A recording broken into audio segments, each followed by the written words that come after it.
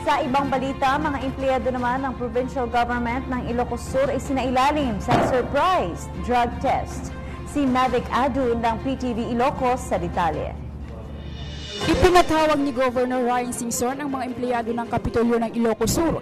Ang inakala nilang simpleng pagpupulong lamang na uwi sa kanilang pagkasurpresa.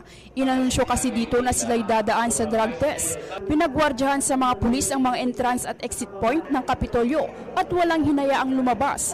Naunang nagpa-drug test ang gobernador, mga miyembro ng provincial board at mga department heads. Sinabi ng gobernador na sino mang magpopositibo sa drug test ay matatanggal sa trabaho. Tayo po ang nauna na nagpa-drug test, susunod na po yung mga empleyado para ipakita natin yung suporta natin at gusto natin na ipakita na itong probinsya natin ng Ilocos Sur ay magiging drug-free.